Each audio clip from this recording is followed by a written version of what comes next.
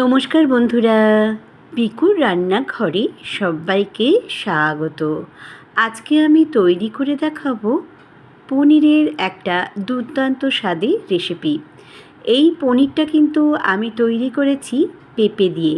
হ্যাঁ বন্ধুরা, ঘরে যদি পেঁপে থাকে বা ফ্রিজে পেঁপে যদি পড়ে থাকে তাহলে আজই তৈরি করে ফেলো তোমরা পেঁপের পনির। চলো বন্ধুরা, করে দেখানো যাক। আমার ফ্রিজে বেশ কিছুদিন ধরে একটা পেঁপে পড়েছিল।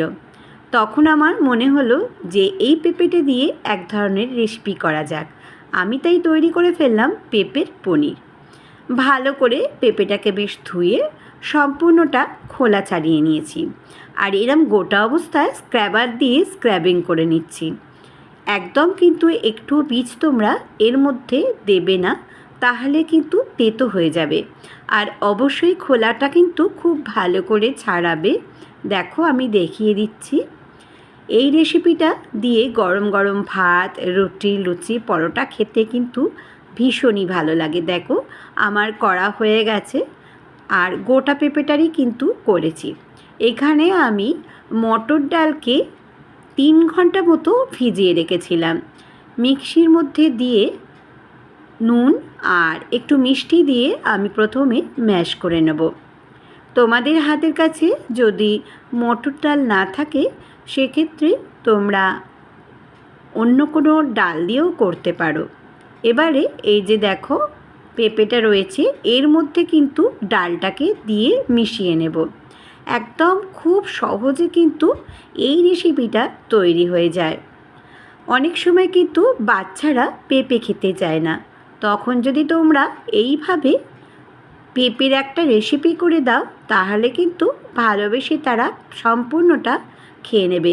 আমার কিন্তু দেখো কথা বলতে বলতে সবটা মেশানো হয়ে গেছে। এবার আমি থালার চারধারটা এরমভাবে ছড়িয়ে দিচ্ছি। গ্যাসের মধ্যে অলরেডি জল দিয়ে আমি একটা তাওয়া মতো বসিয়ে দিয়েছি, তার উপর আমি বসিয়ে দিলাম থালাটা দিয়ে আমি চাপা দিয়ে 10 মিনিট মতো রেখে দিলাম। এবার মিক্সির আবার জারটাকে নিয়ে নিয়েছি, নিয়ে এর মধ্যে গোটা একটা টমেটো আর 3 ইঞ্চি মতো আদাকে নিয়ে ভালো করে কিন্তু ম্যাশ করে নেব। আমি এবার 8 মিনিট বাদে খুলে দেখাচ্ছি। গ্যাসের ফ্লেমটা কিন্তু লো টু মাঝারি করেই তোমরা রেখে দেবে। দেখো চারধারটা কিন্তু বেশ শুকিয়ে মতো এসেছে। এই সময় একটুখানি কাঁটা চামচে দিয়ে আমি তোমাদেরকে দেখিয়ে দিচ্ছি একদম কিন্তু সম্পূর্ণ সেদ্ধটা কিন্তু হয়ে গেছে।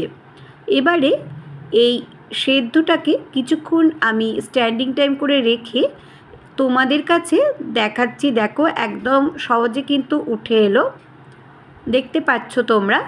এবার আমি ছুরি দিয়ে ছোট্ট ছোট্ট পিস করে নেবো, যেমন পনিরের পিস হয়। এটা তোমরা যে কোনো ধরনের আকারই কিন্তু দিয়ে গড়ে ফেলতে পারো। এই রেসিপিটা যদি তোমাদের কাছে ভালো লেগে থাকে তাহলে সম্পূর্ণ রেসিপিটা দেখে সাবস্ক্রাইব, লাইক, শেয়ার করো। নিচে থাকা বেল বাটনটা প্রেস করে দিও, যাতে নতুন নতুন রেসিপি বা ব্লগ তোমাদের কাছে প্রথমেই পৌঁছে যায়। দেখো আমি তুলে দেখাচ্ছি কি সুন্দর দেখতে হয়েছে দেখো, আর কতটাই নরম কিন্তু হয়েছে এই পনিরটা। বাচ্চারা কিন্তু বুঝতেই পারবে না এটা পেঁপে দিয়ে তোমরা তৈরি করেছো।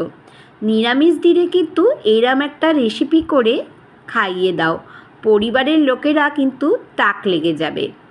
এবারে আমি কড়ার মধ্যে দিয়ে দিলাম 5 টেবিল স্পুন সাদা তেল।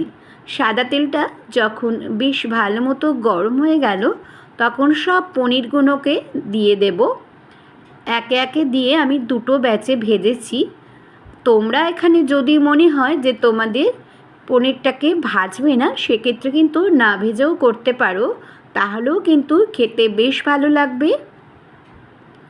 আমি হালকা হালকা করে পনিরগুলোকে ভেজে নেব, ভেজে নিয়ে তুলে রাখব। এইভাবে দুটো ব্যাচে আমি ভেজে নিয়েছি। আমার ফেসবুক আর ইনস্টাগ্রামে পিকুর রান্নাঘর আছে, চাইলে সেখানেও কিন্তু সদস্য হয়ে যেতে পারো। দেখে কি বুঝতে পারছো যে এটা পনির নয়? কি সুন্দর পেঁপের পনির তৈরি করে ফেললাম। এবারে যে তেলটা রইল ওর মধ্যে 1 চামচ গোটা জিরে, 2টো তেজপাতা আর 2টো এলাচ, লবঙ্গ 2টো আর দালচিনি দিয়ে দিলাম 1 টুকরো। দিয়ে যখন ফোড়নের মিষ্টি গন্ধ উঠে আসলো তখন আদা আর টমেটো বাটাটা দিয়ে দিলাম। দিয়ে দিলাম 1 চামচ লঙ্কার গুঁড়ো, 1 চামচ দিয়ে দেব হলুদের গুঁড়ো, নুন দিয়ে দেব পরিমাণ মতো, 1 চামচ জিরে দিয়ে দিলাম আর চিনি দিয়ে দিলাম 8 চামচ। এবার ভালো করে আমি নাড়াচাড়া করে নেব। একদম চটজলদি কম উপকরণে কিন্তু এই রেসিপিটা তৈরি হয়ে যায়। নিরামিষ দিনে অবশ্যই বন্ধুরা ট্রাই করো। দেখো কি সুন্দর লাল লাল রঙটাও হয়ে গেছে। তখন কিন্তু এবার পেঁপের পনিরগুলো আমি সব দিয়ে বেশ ভালো করে একটু মিশিয়ে নেব। এই সময় কিন্তু জল দেবে না তোমরা, একটু বাদে কিন্তু দেবে নাড়াচাড়া করে। দেখো এবারে আমি কিন্তু একটু জল দিয়ে দেব। যে যেরকম গ্রেভি খাবে সেরকম কিন্তু দিও। আবার 3-4 মিনিটের মতো আমি একটু আঁচটা মিডিয়ামে করে রেখে চাপা দিয়ে রেখেছিলাম। ওপর থেকে একটু গরম মশলা গুঁড়ো আর একটু ঘি দিয়ে দেব। ঘি এখানে আমি 2 চামচের মতো ঘি দিয়ে দিয়েছি। দিয়ে আমি চাপা দিয়ে স্ট্যান্ডিং টাইম করে রেখে তোমাদেরকে দেখাচ্ছি। আমার ফেসবুক আর ইনস্টাগ্রামে পিকুর রান্নাঘর আছে, চাইলে সেখানেও কিন্তু তোমরা সদস্য হয়ে যেতে পারো। এই যে চাপা দিলাম, লুকসটা দেখো কত সুন্দর দেখতে হয়েছে। দেখো দেখেই তো মনে হচ্ছে না যে খেতেও কতটা ভালো হবে? হ্যাঁ বন্ধুরা, খেতেও কিন্তু ভীষণই ভালো হয়েছিল। মনেই হচ্ছিল না এটা পেঁপে দিয়ে তৈরি, এতটাই ভালো হয়েছিল। বাড়িতে ট্রাই করো, ভালো করে কমেন্টস করো আর একটা লাইক প্লিজ করো। সবাই খুব খুব খুব ভালো থেকো, সুস্থ থেকো। আবারও আমি আসবো নতুন কোনো রেসিপি বা ব্লগের সঙ্গে। এতক্ষণ আমার সঙ্গে থাকার জন্য ধন্যবাদ।